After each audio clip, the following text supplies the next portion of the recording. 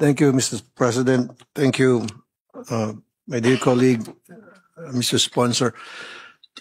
Before I'll start with my interpolation, please allow me, Mr. President, to show a video that my staff prepared today.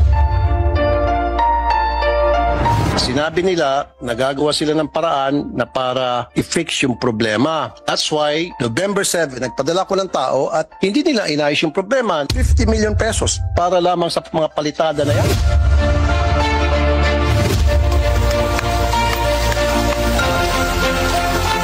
Repair po nila, pero ganun pa rin naman. Wala rin namang pagbabago. Malaki ng budget na dyan, pagkakaalam ko 50 million. Gumawa sila ng karsada, hindi rin mapapakinabangan kasi hindi kayang umakyat ng mga sasakyan. Kahit motor po na single, hindi makakaakyat.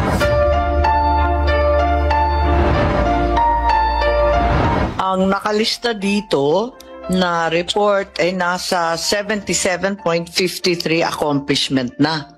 Pero kita naman natin, hindi pa talaga tapos. 70? Baka 0.7. Baka baliktad. Pinagluloko niyo naman kami.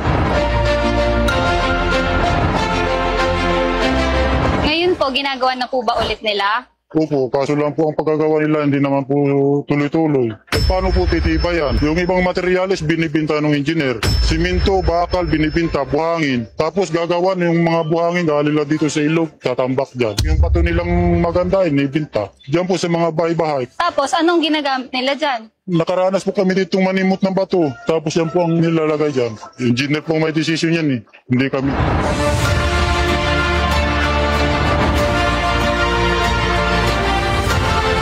Ang sabi ng NIA, by 2027, matatapos na itong balog-balog. Fully completed na. Ang sabi din nila, 50% completed na yung project. And one of my staff went there at yan po yung nakita.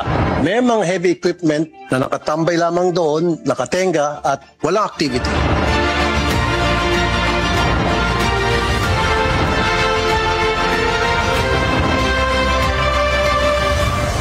Sabi naman lang ayusin, kaso lang wala pa tayong budget.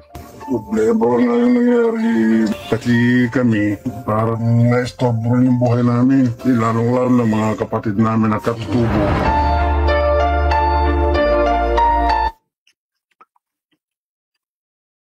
Nakita niyo naman po yung video from my previous interpolation here during the last budget hearing back in 2024.